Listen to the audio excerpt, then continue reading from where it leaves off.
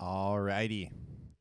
Well, hey, good afternoon, everyone. Welcome to the Monterey Bay Aquarium here live all across the internet. Hopefully, data is being sent your way. We should be going live here momentarily on YouTube, Periscope, Facebook, and Twitch. Their respective abodes. We've got Emily on the social media team. Hey, Emily, how's it going? Oh, it's going pretty well, Patrick. Hey, how's it going to you? Oh, it's going just fine over here. And then I'm going to bring up this cute little graphic here for Carl from our Sea Otter program because Carl is also joining us live. Carl, how are you doing today? I'm doing great. Thanks. Awesome. Thanks. This is so great to be able. This is actually, besides Emily, you're the first person that I've been talking to on these live at the aquarium. And then right now we've got a very special opportunity with the Sea Otter Cam because we have some of your wild rescued sea otters that are in view right now. There's actually one swimming right in front of us right now. So Carl, tell us a little bit about your work and who are we seeing right now in our sea otter exhibit. It's a very special. Sea Otter Field Response Coordinator at the Monterey Bay Aquarium. So essentially, I handle stranded response. I work with the team as far as managing animal care for the animals while they're here, and then coordinate all of the release. Looking at right now are four of our subadult female rehabilitating sea otters, and they certainly seem to be enjoying themselves up there on the sea otter exhibit.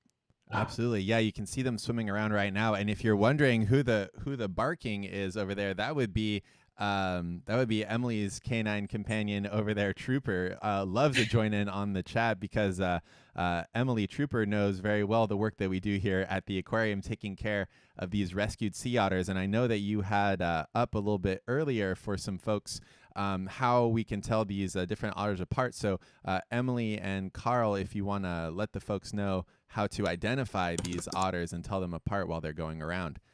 We've got a few questions here coming in. Who is that there live in view?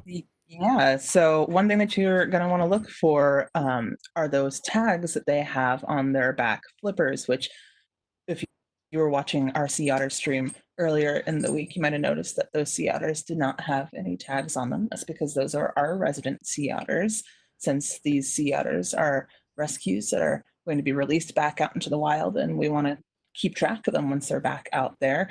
We give them those flipper tags, different colors for each one of those sea otters there. So, Carl, it's a great way that we can kind of, from a distance, tell who is who, right? Yeah, and particularly when you've got a group that Those are flipper tags. very similar in size and in the general grizzle, which is the kind of the relatively lighter or darker color on their head. If they all look the same, it's really difficult to tell them apart when we're working with them and when we're trying to observe behavior remotely. And so we put the flipper tags so that we can more easily distinguish them.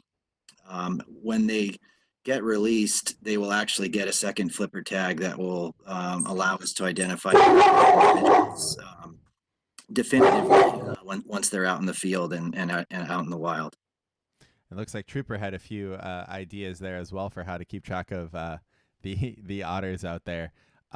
Yes, she did. I'm gonna see if she'll come hang out with us over on the stream Yeah. right now, and instead of barking at the door. And just for any of you folks out there that are just tuning in, again, my name's Patrick. I work at the aquarium here in social media. I'm joined by Emily, the other half of the social media team, over from her house just a few miles away. And then we are joined today by a very, very special guest of Carl from our Sea Otter program, who is tuning in from his office. So I want to say welcome to everybody here who's tuning in on Twitch. We just finally got the data over there. Sorry for the delay. Hello, everyone on Twitch. Hello, YouTube. Hello, Periscope. Hello, Facebook. Lots of great questions. Carl, big question just for you is when, about how old are these otters and when do we expect them to be released and where will they be released is the question there. These four range in age from about 10 months up until almost a year and a half of age. And all of them are essentially ready to be released. Normally, because of the amount of post-release monitoring, the intensive tracking effort, we tend to release the animals either in single or pairs. And in this case, we're planning on releasing these 4 as 2 separate sets of 2 at a time. And the first pair will actually be essentially ready to go out within the next several weeks, hopefully, and they'll be followed pretty closely by the second group. That's excellent. And you may have mentioned it. Oh, and we've got Curtis currently on the webcam flying around. So we've got quite the team here between Emily, Trooper, Carl, myself, and then Curtis, who's flying the cam around. These otters, I don't know if you mentioned it already, where they might be reintroduced, if that's to Elkhorn Slough or somewhere or something. Where the animals are released would depend on where they originally stranded, at least within a reasonable distance. All 4 of these animals all originally came from the Monterey area, so they will be released back either into Elkhorn Slough or here along the Monterey Peninsula. Probably the first 2 will go up into Elkhorn Slough, and then we're still deciding on the second pair at this point. That's awesome. Emily, do you have are you seeing any questions there that we can throw to Carl? Oh, that is a great question. We have a couple of folks hanging out over there in our Facebook feed, just saying hello from all over the world right now. A lot of general questions about sea otters. Lots of folks are watching with their children at home right now. So we've got a question from Willa, age 5. What do the sea otters eat? And I'm actually going to throw in an additional question for Carl here.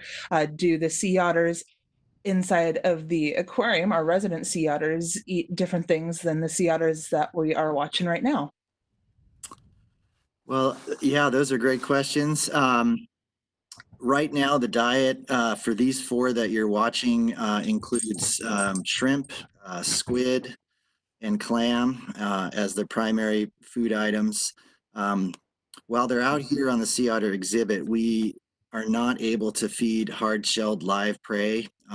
Otters, unfortunately, are fairly destructive, and they'll try to open clams or crabs or mussels against the plexiglass window live food while they're out here. So it's basically that shrimp, squid, and clam meat.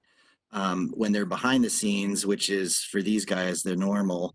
They would also, their diet would also include the hard-shelled live clams, squid, or excuse me, clams, mussels, crab, and then periodically we do also supplement what they're getting with wild collected prey items that might include urchins and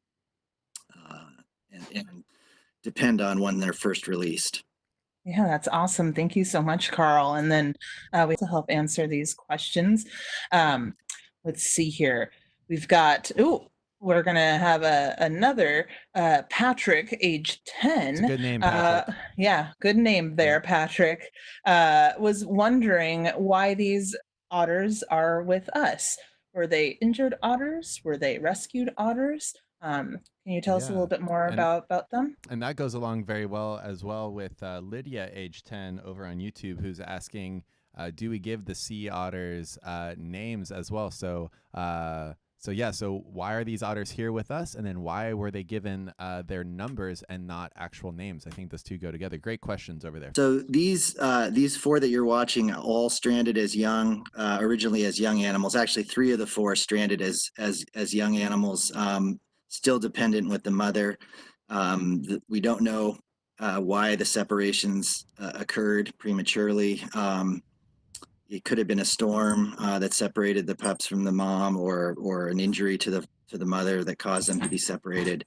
One of the 4 actually is why it was rehabilitation reasons, and she was pregnant at the time, and so she gave birth to this pup who we've since reared and are now also going to release back to the wild.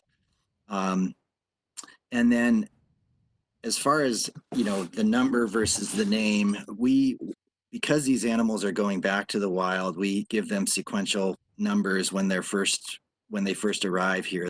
841, 845, 853, and 878, and that reflects sort of. Excellent there, Carl. Thank you so much for all of those answers there. We've got quite a you, Carl. Just a quick question before I forget. If there's anyone out there who's watching this stream and wondering about how to become a sea otter scientist, what are your tips and tricks on maybe how to get that done? Okay. Well, so my background, I wound up actually as an undergraduate was not a biology major, but I wound up switching and going into graduate school for working here at the Monterey Bay Aquarium about 25 years ago as an entry-level aquarist.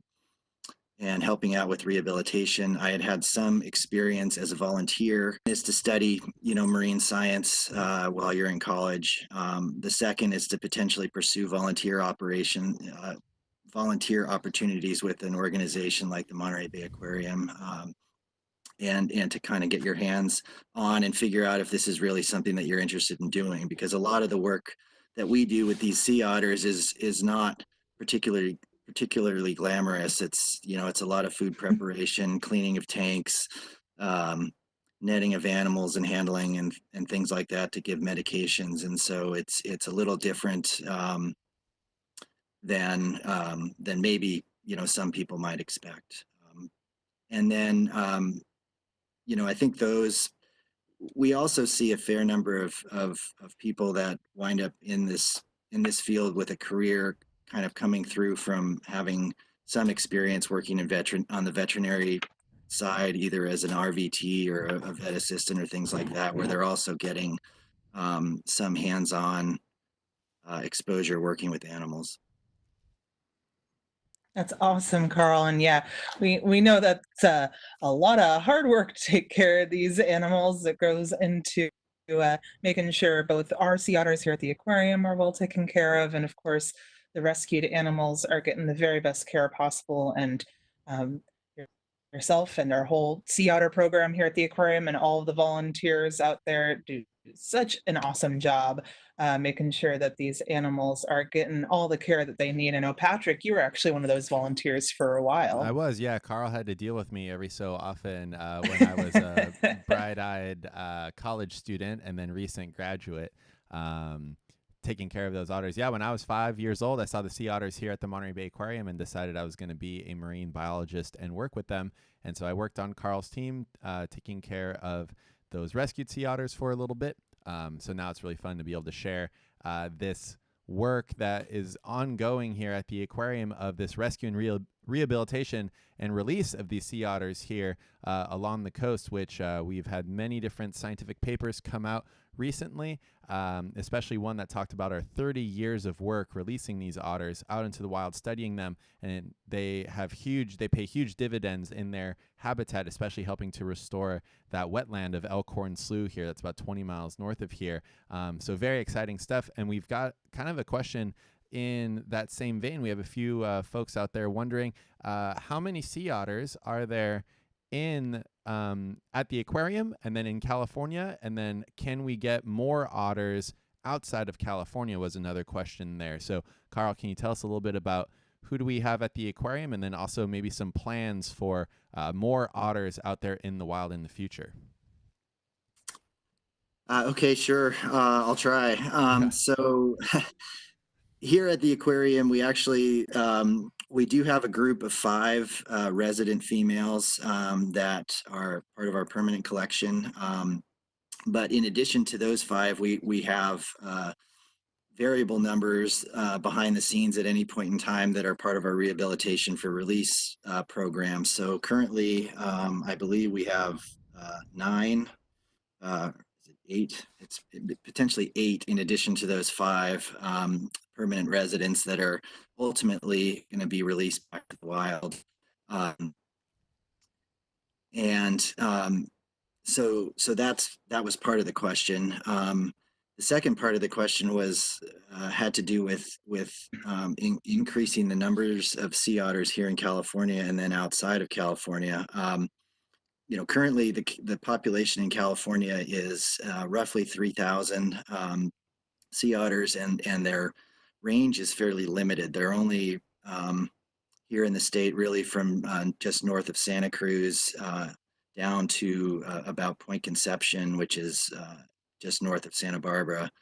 Um, in order for the population to increase here in California, really that range needs to expand. And what we've been finding studying wild otters is that it's really not expanding naturally. The the population is subject to fairly high mortality due to primarily white shark predation in the north and the southern ends of the range where it would normally be trying to expand, and so that seems to be curtailing it. So one of the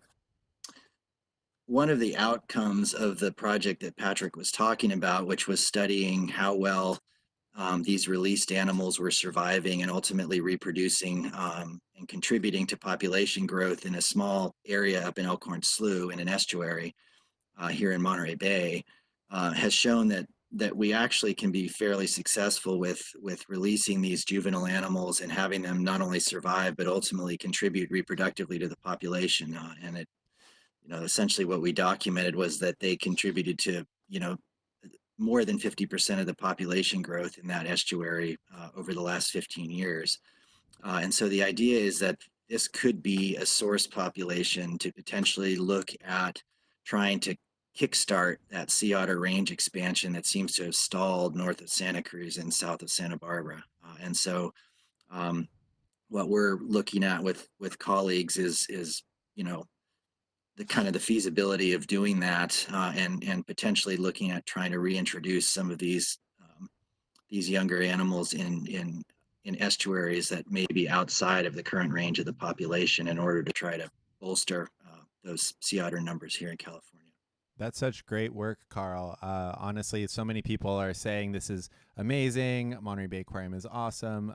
Thank you so much for that explanation, Carl. Curtis has done a really good job here piloting the camera where he's zoomed in here now on some of the otters, and it looks like they are munching on some shrimp here. Emily, I don't know about you, but I see a lot of questions here. You ready for maybe like a rapid fire little round of answering people's questions? Yes, let's do this. Yeah. All right. I'm gonna start with let's see. Where did I see that question? Oh, we got JW, age 4. How do sea otters sleep in the water? Excuse me. You can see where they are right now, JW. They're floating there on their back. So otters are really, really buoyant. They have a nice big fluffy layer of fur with air inside of it. Makes them very buoyant. So they tend to float kind of like a cork up on the sea surface. And then when they're out in the wild, they'll wrap themselves up in kelp, many of them, as an anchor if there's big waves or wind. That way they don't float away from where they go to sleep. So the way that sea otter sleeps is much the way that it eats. You can see right now the otter naturally floating on its back there. So sea otters float on their back and sleep on their back, anchored with some kelp every so often so they don't float away. Emily, another question. All right, let's see here. We've got a couple of folks wondering how long do sea otters live? And that's a great question there. So it depends on if we're talking about the males or the boys or the girls, the female sea otters, because the girls tend to live a little bit longer than the boys do. For the male sea otters, they live about 10 to 15 years. And for female sea otters, they live about 15 to 20 years. So our oldest sea otter here at the aquarium, her name is Rosa, is 20 years old. So she's getting up there in otter age. She's our wonderful senior sea otter, but she's actually one of those surrogate moms that helps to take care and raise different orphaned pups that come to us, like the ones that you're watching right now. Great questions. That's right. Another question that we've had a lot. What's the temperature of the water? It's the same temperature as the water in the Monterey Bay. So that fluctuates between upper 40s to lower 60s throughout the year. I think right now the water is somewhere in the 50s at the moment. So that's a great question. Then species of sea otter that I'm aware of. You've got the Russian sea otter, the northern sea otter, and then the California sea otter, which are different scientific subspecies. So if you look them up, you've got Anhydra lutris, which is the scientific name, and then you add Kenyoni, Nereis, or ooh, I'm blanking on the other one. Carl's gonna save me, hopefully. Carl, are there? Lutris. Lutris. Anhydrolutris lutris. Lutris, Yeah. lutris, right.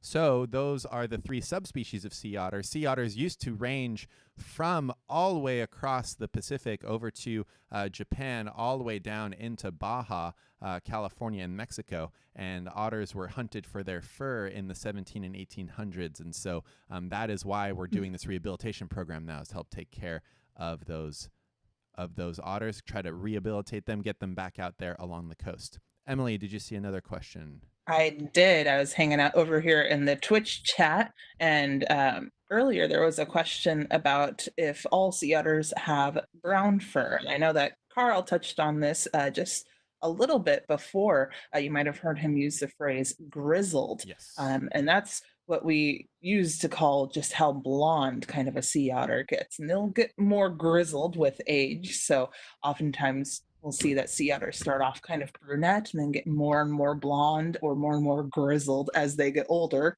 Yeah. But Carl, do you know of any instances of like albinism in sea otters at all? Good question, and I cannot think of any that I'm aware of. Well, sorry. one thing we can point out, Carl, is that your graphic up on screen is a very grizzled sea otter there with that blonde forehead. I believe that graphic is based off of Ivy, one of our most grizzled sea otters. Judah, age 10, asks, what is the sleep schedule of a sea otter? Sea otters sleep a lot. You can kind of divide a sea otter's day up into 3 parts that happen in cycles throughout the day. But basically, a third of the day is spent sleeping, a third is spent eating, and a third of the day is spent grooming, and that's spaced out over a long time. So you've got an otter that will be sleeping, wake up, groom a little bit, dive down, grab some food, do a little bit more grooming, go to sleep, and repeat. So you often see them out there sleeping. That's not, whenever you see a marine mammal, especially sleeping, that's them recharging. It's not being so much lazy or enjoying their time in the water. That sleep is really crucial for sea otters because they have very limited budgets of energy. They're constantly eating. They don't have a layer of blubber like other marine mammals do. And so sleep time is recharge time, getting ready for that next bout. So that's a great question there. And another question coming from over on Periscope. Hey, everyone over on Periscope right now. Hello. How do we feed our rescued sea otters without giving them a positive association with humans, since these sea otters are going to be released back out into the wild? How do we make sure that they aren't going to come up to a human out when they are released and start looking for some shrimp? Yeah, we'll give that one to Carl. Yeah, no, that's a great question, and it is a bit of a challenge. So here on the Sea Otter exhibit, this is actually a great scenario because there are feeder ports here on the exhibit that are below the surface of the water, and so that we can actually put a feeding into these feeder ports, charge it with water, and then the food gets expelled below the surface. So we don't actually need to expose ourselves to the animals at all to feed them out here. That is not the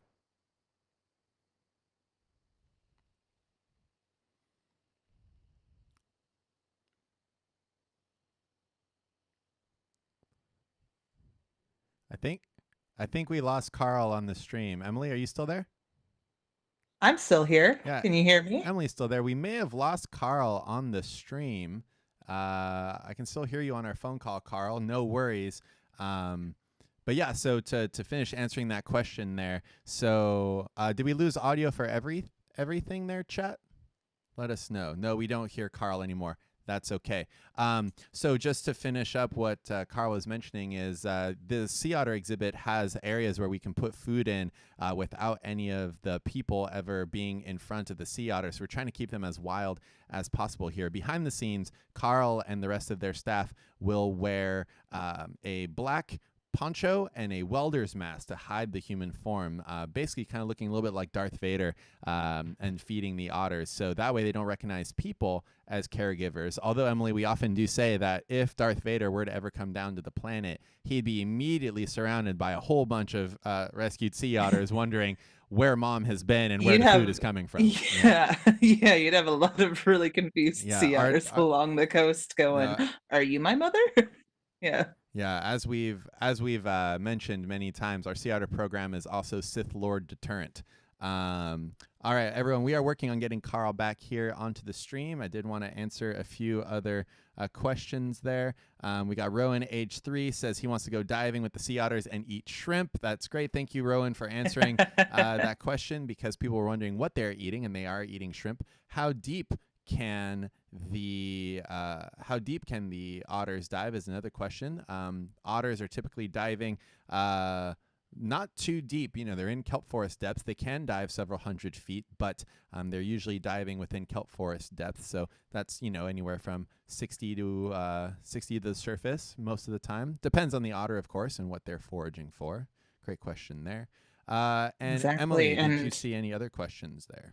Yeah, kind of along the lines of the question that you just answered, and what Rowan just answered about what are they eating. We have a couple folks asking if any of them have any favorite foods, and that is absolutely true.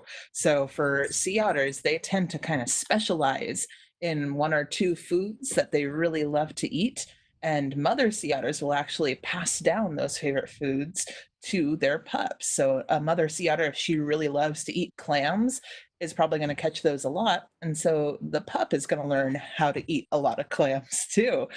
So for a lot of our otters at the aquarium, we notice that they can be kind of picky eaters, but out in the wild, they're going to eat pretty much anything that they can get. But they do have some favorite foods that we'll see those wild otters eating time and time and time again. Yeah. Awesome. Great question there. We had a few questions that we want to answer. How long can they hold their breath? Again, sea otters can hold their breath, I believe, 5 to 8 minutes when they're really, really pushed to the limit if they really are trying. Most sea otter dives are less than a minute as they go and forage down there. So, Yeah, great question. we have a couple of folks who are just tuning in right now. So just wanted to reintroduce ourselves. My name is Emily. I'm part of the social media team here at the Monterey Bay Aquarium. I'm that puffin that you see up on screen right now, and I'm being joined by Patrick remotely a couple miles away across the bay in his own house.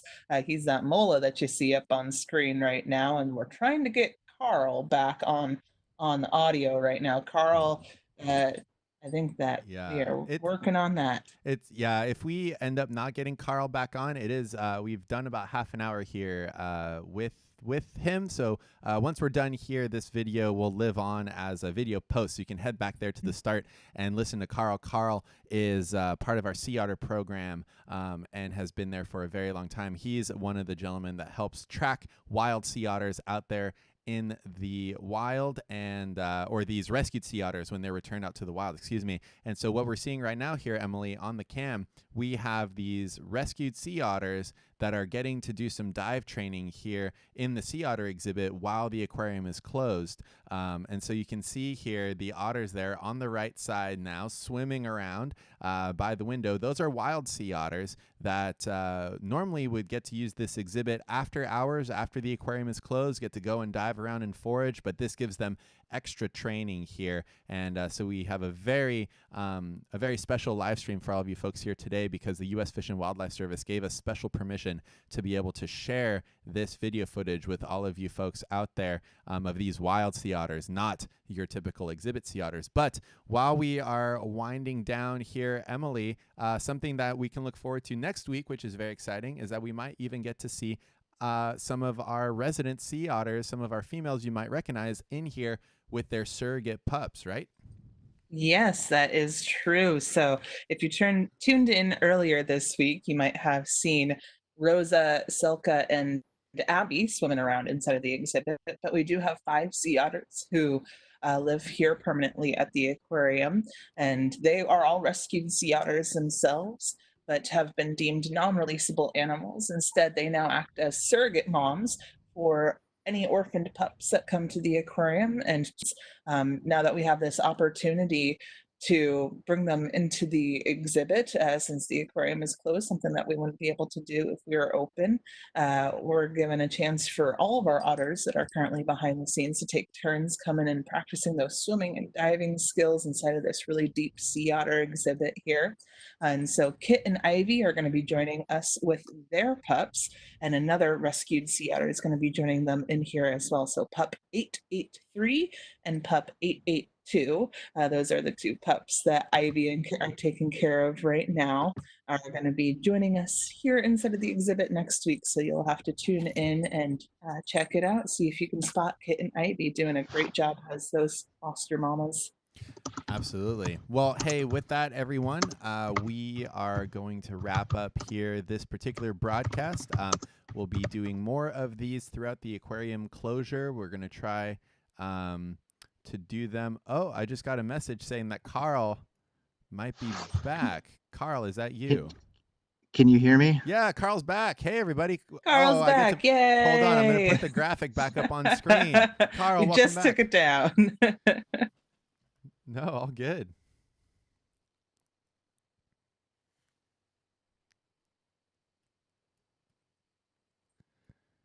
Oh. Not a problem. I don't know. I don't know if we have Carl's audio yet on the streams. Here, let me see where we're at here. Well, I think that we don't quite have Carl's audio back on the stream there, no, but here, I think what we can do. Heard him for a second, then he's disappeared again. Okay. Oh no. Well, let's see. We're working on our mics. Thank you, everyone, by the way, for tuning in and for dealing with all of the technical difficulties. We are doing as best as we can from my house to Emily's house to Carl's office. We are doing our darndest. I want to give a big shout out to Curtis for maintaining the webcam and for flying it around here during the show. Big shout out to Trooper, who was on the stream a little bit earlier. If you folks are watching the video, you'll recognize Emily's canine companion, Trooper, who's the best. We love Troops. She's a very good pupper, although she's just making her voice known here. She wanted to join the stream too. Exactly. All right. Well, hey, you know what? No worries, Carl. If we can't get you back on, we'll probably do something like this again. So I think what we'll do right now, everyone, we're just going to wrap up for this particular session. This will live on as a video on our Facebook, on our Twitch, on our YouTube channel, and on Periscope here and Twitter. So this will still be there. If you have any folks that are at home wanting to learn more about our Sea Otter program, feel free to send them that link.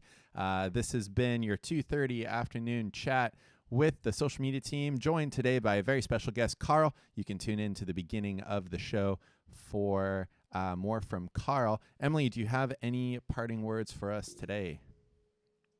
That is a great question. I'm just wanting to remind all of you out there that you are doing an utterly awesome job. I hope that you have been kind to yourself today. I hope that you are having a great time tuning into these cams. I know that Patrick and I, this is the highlight of our day when we get to come and chat and hang out with all of you all across the internet so that we can have that little bit of connection and human moment with all of you. So thank you all so much for tuning in. We're going to keep these up as much as we can and hopefully invite more guests on like Carl.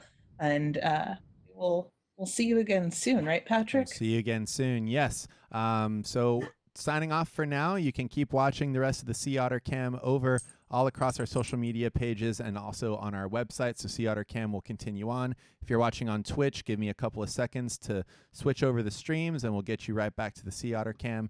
Thank you so much for joining us here this afternoon, everybody. And we hope to see you again soon here at the Monterey Bay Aquarium. Thanks, everyone.